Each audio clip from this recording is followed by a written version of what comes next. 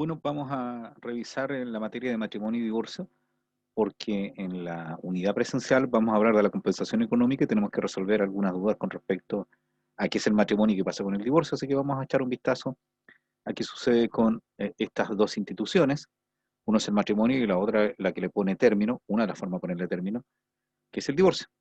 Bueno, recordemos que el matrimonio, que aquí vemos una partida de matrimonio, es un contrato solemne por el cual un hombre y una mujer se unen actual e indisolublemente y por toda la vida, con el fin de vivir juntos, de procrear y de auxiliarse mutuamente.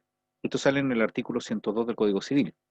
Nosotros podemos llamarnos la atención a algo. Primero, que es un contrato solemne. Esto de que sea solemne es porque tiene ciertos requisitos para que puedan nacer a la vida del derecho. Recuerden ustedes que uno va al registro civil, donde un oficial de registro civil es quien realiza la ceremonia, uno lleva testigos y tiene que reunir ciertos requisitos de mayoría de edad. Se dice que es el contrato más solemne que existe en el sistema jurídico, pero hay dudas. Primero, porque el otro podría ser el testamento, que es un acto unilateral. En los dos actúan ministros de fe. Ministros de fe son personas que la ley le reconoce facultades para acreditar ciertos hechos. Nosotros conocemos al ministro de fe esencialmente por los notarios, pero aquí en el matrimonio está el oficial de registro civil, por ejemplo, y en los accidentes del tránsito, carabineros, ¿cierto? Cuando hay embargos, son ministros de fe los receptores judiciales. Entonces, el testamento y el matrimonio tienen ciertas características similares, tienen requerimientos de testigos, va donde un oficial especializado que tiene esta categoría de ministro de fe, en el testamento es un notario, en el matrimonio principalmente es el oficial de registro civil. Pero hay una diferencia. Yo no puedo delegar mi facultad de testar, es decir, que no puede ir una persona a nombre mío a hacer un testamento. Pero sí puede suceder que una persona vaya con un poder y se case por mí. Y de hecho ha sucedido. Les invito a que averigüen qué presidente de la República se casó con mandato. Bueno, también nos dice que es un contrato solemne por el cual un hombre y una mujer, es decir, la hipótesis del matrimonio en Chile no posibilita el matrimonio de personas del mismo sexo. Es una situación que va a cambiar. Que se unen actual e indisolublemente. Ah, y ahí tenemos un problema. Indisolublemente, es decir, que no podía concluir el matrimonio. Y se creó el divorcio. Antiguamente recordarán que las personas alegaban la nulidad del matrimonio, es decir, que había un vicio al celebrarse que imposibilitaba que el matrimonio pudiera existir en la vida real. Pero fíjense que existía el divorcio. Había un divorcio no vincular que lo que posibilitaba es que las parejas que habían contraído matrimonio no vivieran juntos, pero seguían estando casadas. Y después dicen que es para procrear, pero es un poco injusto, porque efectivamente hay familias que aún teniendo la intención de procrear no pueden por alguna enfermedad, y hay familias que se constituyen matrimonios que en definitiva lo que desean es acompañarse y no están bajo sus posibilidades o intenciones tener hijos, sea porque su proyección de vida no lo tienen o tal vez porque por su edad no lo quieren hacer. Y de auxiliarse mutuamente, cosa que es esencial en el matrimonio es un proyecto de vida en conjunto donde las personas se van a apoyar. Por eso que repudia al legislador la violencia intrafamiliar. Veamos qué más podemos decir del matrimonio. Después, las características del matrimonio es que es un contrato. Los contratos son convenciones generadoras de obligaciones y derechos. Y la convención es un acuerdo voluntario. Dos personas se ponen de acuerdo. Esa es la convención que se transforma en un contrato. Es solemne, la ley requiere otras formalidades que produzcan efecto. Ya vimos que solo entre un hombre y una mujer tiene que haber diferencia de sexo. Es actual, sin modalidades. No puede ser de que vamos a celebrar este matrimonio y le vamos a poner un plazo. Va a durar un año solamente, eso no se puede. O como en una condición, que un hecho futuro incierto. Sabes que nos vamos a casar y si no nos gusta, no sirve este matrimonio. Eso no puede ser. La ley de divorcio, que es la ley 19.947, concluyó con esta nomenclatura de lo indisoluble por toda la vida. Y es para vivir juntos, procrear y auxiliarse mutuamente, y ahí hay una referencia al matrimonio en un artículo de muerte, esto es, una persona que a punto de fallecer se casa. Conocemos varios casos de personas que han tenido una enfermedad grave, tenían una relación que no habían formalizado, y cuando ya están desahuciados piden que vaya al hospital un oficial de registro civil para que pueda contraer matrimonio. Yo he visto algunos casos de eso, es lamentable, pero es la decisión principalmente de aquella persona de decir, bueno, casémonos para que por lo menos pueda ser mi heredero y pueda tener los privilegios que significaba el estar casado. Por ejemplo, pensemos en los hijos que no son no matrimoniales, que pasarían a ser hijos matrimoniales. Veamos qué más hay acá. Tenemos los requisitos para contraer matrimonio. Hay requisitos de existencia. Estos tienen que presentarse en el acto del matrimonio porque si no están esos requisitos cumplidos, no va a haber matrimonio porque no va a producir ningún efecto. El principal es diferencia de sexo. Es decir, que por si algún error o una persona llega disfrazada, por decirlo así, contraen matrimonio dos personas de un mismo sexo, ni en Chile no va a tener validez. Puede ser, por ejemplo, recuerden que hay personas que para poder retomar su condición sexual se operan, porque en definitiva son mujeres en cuerpo de hombre o son hombres en cuerpo de mujeres, en Chile no estaría autorizado. El consentimiento de los cónyuges, puede ser que uno no dio autorización y es forzado a ir a casarse, eso no puede. Y la presencia del oficial de registro civil. Es esencial que esté el oficial de registro civil. Por eso se sanciona a aquel que se hace pasar por oficial de registro civil y pretende contraer o hacer como un funcionario de ministro de fe que quiera que otros contraigan matrimonio. Clarifico. No puede hacerse pasar a alguien por un cargo que no tiene, menos por un oficial de registro civil, y no va a haber matrimonio si no existe el oficial de registro civil. Sigamos también requisitos de validez. El matrimonio nace, se celebró el matrimonio, pero con defectos que pueden agarrar su término por nulidad u otra sanción. Por ejemplo, el consentimiento libre y espontáneo. Estuvo el oficial de registro civil, los dos eran de distinto sexo, eran mayores de edad, se celebró el matrimonio, pero después se descubre de que estaba amenazado uno de ellos. Y por lo tanto no hubo un consentimiento libre y espontáneo.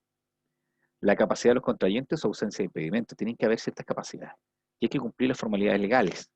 Si no se cumplen las formalidades legales, uno podría solicitar la nulidad o podría haber otra sanción. Veamos qué pasa ahí. El consentimiento libre y espontáneo. Aquí tenemos la figura típica de alguien que lo obligaron a irse a casar, ¿cierto? Puede haber un error también, ¿eh? Puede haber una suplantación de la persona por mandato, o la persona civil o social, solo si fuera determinante. Esto es, oye, yo me casé contigo pensando que tú eras tal persona y no eras, o tenías tal estatus. Eso es discutido, ¿eh? La fuerza, pueden haber apremios físicos o morales que se ejercen sobre una persona a fin de que éste preste su consentimiento a la celebración de un acto o contrato. ¿Usted conoce algún caso de alguien que se haya visto envuelto en una situación donde quiere contraer matrimonio? Son personas que se conocen de mucho tiempo, las familias están felices porque van a contraer matrimonio, pero con el tiempo se arrepiente y no se atreve a decirlo. Y al final se concretiza el matrimonio y se casa. Pero realmente no quería. No quería, no me atreví. Argumentos como, es que estaba la fiesta hecha, o habíamos comprado el departamento, o como le decía a mis papás, que en realidad era un buen amigo, pero no lo quería como cónyuge. Bueno, por eso que dice que tiene que ser grave, actual e injusta. Es distinto que sea un padre que tiene el control sobre sus hijos y a uno le dio temor que pudiera hacerme algo y acepté casarme con el que determinaba, cuestión que le puede haber pasado a muchas mujeres en épocas anteriores, donde se veían forzadas y obligadas por los padres a contraer matrimonio. Pero también pueden haber apremios físicos. ¿Sabes que cásate con mi hermana? Si no, después vamos a ir viendo. Entonces podrían alegarse las nulidades. Los requisitos de validez. Tenemos la capacidad que tienen que tener los contrayentes o la ausencia de impedimento. ¿Qué son los impedimentos? Son hechos o situaciones que importan un obstáculo para la celebración de un contrato. Impiden celebrar el contrato. Hay impedimentos o prohibiciones que producen otras sanciones que no son la nulidad, y hay los denominados impedimentos dirimentes, que son incapacidades propiamente tal. O sea, no tengo la capacidad para contraer matrimonio. Y eso acarrea la nulidad del matrimonio, ¿eh? Los impedimentos dirimentes. ¿Dónde se regulan los impedimentos? Están en la ley de matrimonio, los absolutos en el artículo 5 y los relativos en el sexto y séptimo. Ahí tenemos una estampilla que nos habla de la nueva ley del matrimonio civil. Los dirimentes absolutos es el vínculo matrimonial no disuelto, la bigamia. Una persona que tiene un matrimonio no puede contraer matrimonio con otro. Yo tengo por ahí unos casos de algunos bígamos que aparecieron a reclamar algunos derechos y descubrimos que tenían otro matrimonio. La minoría de edad es la impubertad. Una persona menor de 14 años, siendo hombre o menor de 12 años, no puede contraer matrimonio. La privación de razón o carencia de suficiente juicio y discernimiento. Una persona drogada, una persona con alguna enfermedad, no podría contraer matrimonio. ¿Recuerdan esa película Animales Fantásticos? Cuando llevan embrujado en la segunda parte, eh, una de las magas lleva embrujado al humano, ¿cierto? No recuerdo el personaje, amigo del personaje principal, y le quitan el hechizo, porque él se iba a casar. Entonces era como si te hechizaran. La imposibilidad de manifestar claramente la voluntad, ¿cierto? Recordemos que en el matrimonio es necesario, no ahora, darse a entender por escrito, sino darse a entender. Podría ser lenguaje de señas de otra forma, pero ¿qué sucede si no me puedo manifestar claramente? ¿Cierto? Vamos a ver qué sucede. ¿Podría ser el idioma, por ejemplo? Interesante sería profundizar sobre eso. ¿Cuáles son los impedimentos de alimentos relativos? El parentesco, ¿cierto? No pueden contraer matrimonio los hermanos. No puede. La adopción. No puede ser que el que adopta a alguien se case con el que adoptó. No podría ser. ¿Recuerdan ustedes un director de cine que hizo eso en Estados Unidos? Investiguen. El homicidio. Efectivamente, recordarán ustedes que el imputado formalizado, autor o cómplice o encubridor del asesinato del excónyuge no se puede casar. ¿Recuerdan ustedes el homicidio del profesor de la zona de Valparaíso, si no me equivoco? Donde la pareja de cómplices, la exmujer, con el asesino, después querían casarse. Eso era imposible, porque la ley no lo autoriza. ¿Cómo termina el matrimonio? El matrimonio puede terminar por la muerte natural de la persona, la muerte real. Si muere uno de los cónyuges, se produce la viudez y por lo tanto termina el matrimonio. La otra es la muerte presunta. ¿Qué pasa si una persona desaparece? Por ejemplo, va en un bote, encontramos días después el bote, podemos presumir que está muerto, pero no se sabe. Y hay un procedimiento para declarar la muerte presuntiva de alguien. Entonces, eso es una resolución judicial que es una ficción, que pone una fecha cierta a la posible fecha de muerte de la persona y como lo tanto, como se le declara muerto, van a poder realizarse los trámites, por ejemplo, de posesión efectiva, y si había un cónyuge, quedará viudo y podrá terminar el matrimonio. La sentencia firme de nulidad, se puede declarar la nulidad del matrimonio, y lo que nos interesa a nosotros es la sentencia firme de divorcio. Firme porque no hay recursos pendientes. Algunos aspectos generales con respecto al divorcio. Recuerden que antes de la ley 19.947 existía el divorcio, y era el divorcio temporal. Y ese divorcio duraba 5 años y había un divorcio perpetuo. ¿Qué lograba el divorcio de esa época, que era sin disolución de vínculos, se llamaba? Es que la pareja pudiera vivir por separado, porque la obligación de los cónyuges es vivir juntos. Por lo tanto, se posibilitaba que se podían separar. Las causales estaban reguladas en la ley de matrimonio civil en los artículos 19 al 28, y el artículo 19 decía el divorcio no disuelve el matrimonio, o sea, un divorcio a la chilena, sino que suspende la vida en común de los cónyuges. El origen del divorcio viene de una palabra romana que es divertere o divortere, que significa separación. ¿Recuerdan ustedes una expresión que se usa en los límites territoriales, por ejemplo con Argentina, divorcius aquarium? En las más altas cumbres, donde se dividen las aguas, se traza la línea que nos delimita con la República Argentina y con Chile. Divorcius aquarium, divorcio, divorcio. Y esto se hacía a través de una ceremonia. Había una persona que decía una frase, divorcium per diversim, cada uno para su lado, y se entendían que estaban divorciados.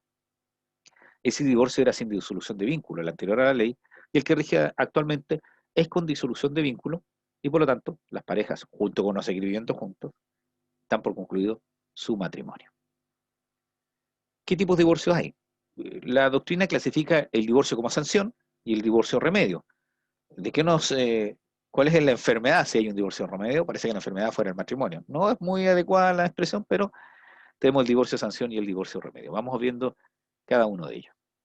El divorcio sanción está regulado en el artículo 54 de la Ley de Matrimonio Civil y dice por falta imputable al otro. ¿Y qué faltas? Estas faltas que constituyen una violación grave de las obligaciones y deberes que le impone el matrimonio. Algo hizo uno de los cónyuges que la ley estimó que no necesitarían plazo y por lo tanto era una causal para pedir el fin del matrimonio. ¿Y cuáles son esas causales que están en el 54, inciso segundo de la Ley de Matrimonio Civil? El atentado contra la vida y malos tratamientos graves contra la integridad física o psíquica del cónyuge de uno de los hijos. Claro, es un acto que repudia al legislador y por lo tanto puede producir la solicitud de divorcio. La transgresión grave y reiterada de los deberes de convivencia, socorro y fidelidad propios del matrimonio. Es decir, que la infidelidad puede producir eso. El abandono continuo y reiterado del hogar común es una forma de transgresión grave de los deberes del matrimonio. Recuerden ustedes que nos falta una de las partes del matrimonio que cada cierto tiempo se va y regresa, se va y regresa. La condena ejecutoriada por la comisión de algunos delitos contra el orden de la familia y la moralidad pública también produce el término. La conducta homosexual. Fíjense que sí, pero esta hipótesis apunta principalmente a que se contrajo matrimonio y durante el desarrollo una de las parejas descubre que el otro era homosexual y no le había dicho. Porque ¿qué pasa con aquel que descubre durante el matrimonio que siempre fue homosexual? Entonces hay que ver esa causa. El alcoholismo y la drogadicción, ¿cierto? Que puede hacer que la situación familiar sea, y especialmente el matrimonio, pueda no ser sostenida. Pero ¿qué sucede con el deber de socorro y de ayuda mutua?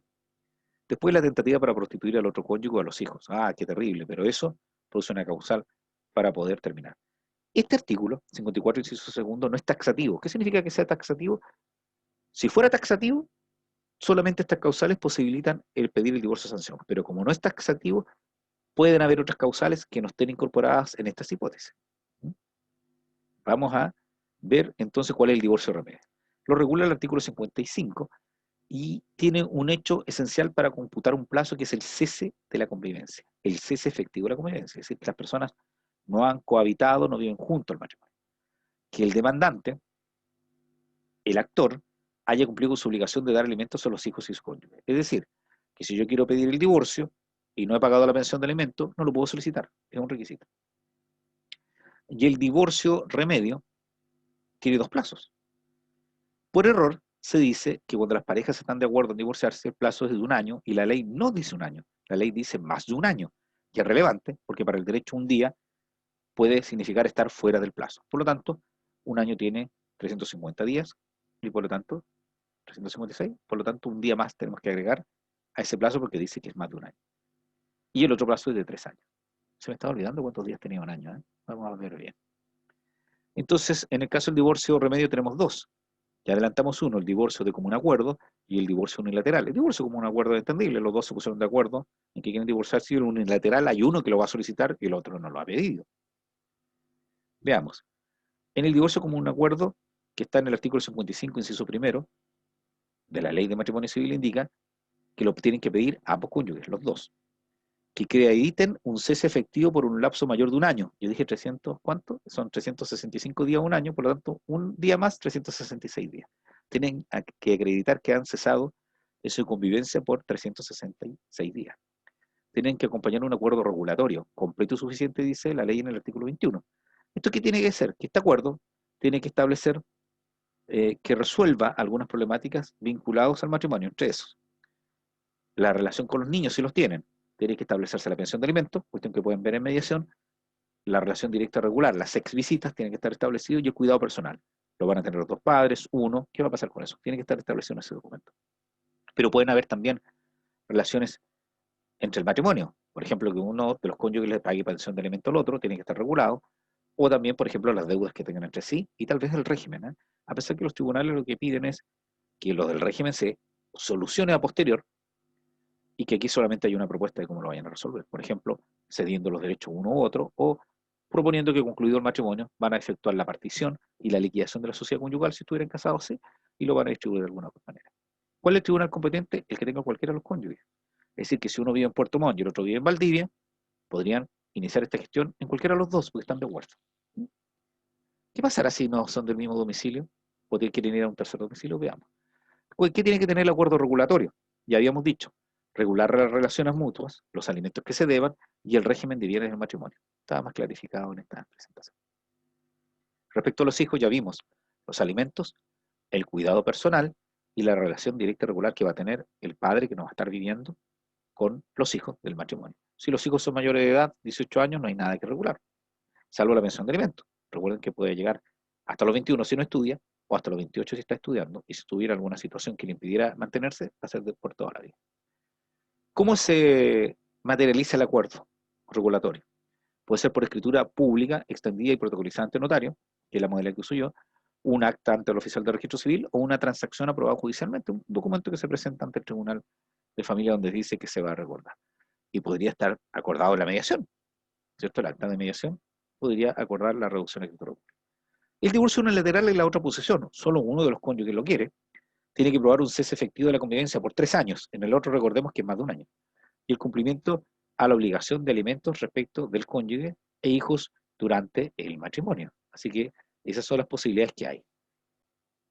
Así que volvamos a recordar que en el divorcio unilateral el plazo es de 3 años.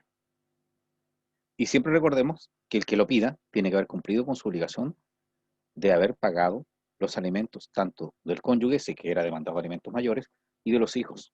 Porque si no lo hizo, no va a poder solicitar el divorcio. ¿Cuál es el cese efectivo de la convivencia? ¿Por qué dice cese efectivo y no solo cese? Porque no basta el hecho material de la separación, sino que exista ánimo de separarse. Porque acuérdense ustedes que existen, por ejemplo, matrimonios que viven separados por mucho tiempo, pero efectivamente ellos siguen estando casados. Me imagino yo, por ejemplo, alguien que tenga que cumplir una actividad profesional fuera de su casa por mucho tiempo, me imagino, por ejemplo, los trabajadores de la zona austral, de la pesca o los pozos petroleros, o en la minería, o alguien que tiene que ir a cumplir su servicio militar, por ejemplo, a otra zona muy alejada, o los mismos militares y carabineros cuando van en misión de paz.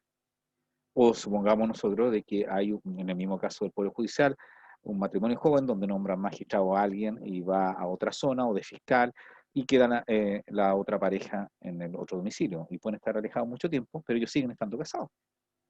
Que es distinto a aquellos que efectivamente se separan y comienzan a iniciar su vida como si estuvieran solteros ya o divorciados. Cese pero no es efectivo los que trabajan en lugares distintos por largo tiempo, ya lo habíamos comentado, o sea, un tiempo para recomponer la relación. Claro, porque hay gente que dice, tomémonos nuestro tiempo y volvemos. El problema es cuando uno de ellos no quiere volver. ¿Cuál es la acción de divorcio? Porque uno tiene que demandar, hay una acción judicial. La acción pertenece exclusivamente a los cónyuges, a cualquiera, o sea, no puede demandar un tercero. Por excepción, en el divorcio sanción solo le va a corresponder a aquel que no ha cometido una de las causales. ¿Recuerdan las causales? Por ejemplo, el que era víctima de violencia no va a poder pedir el agresor el divorcio, va a tener que pedirlo a la víctima. La característica es que es una acción personalísima, le corresponden solo a uno de los cónyuges. Es irrenunciable, no pueden hacerme firmar un papelito para que yo renuncie. Nos vamos a casar y renunciamos a la posibilidad de divorciarnos. No, eso no está. Es imprescriptible, no hay plazo. Y el tribunal competente es el lugar donde uno va a demandar. Si yo estuviera casado con una persona que vive en Valdivia, yo estoy en Santiago, por ejemplo, tendría que ir a demandar a Valdivia. No podría demandar desde Santiago. Entonces hay que tener ojo con eso. Y la compensación económica. Y la compensación económica la vamos a ver en el próximo módulo, pero ya tenemos los antecedentes principales para saber qué es el matrimonio y cuándo procede los diferentes divorcios. Soy Edgardo Lovera y gracias por habernos acompañado en este módulo.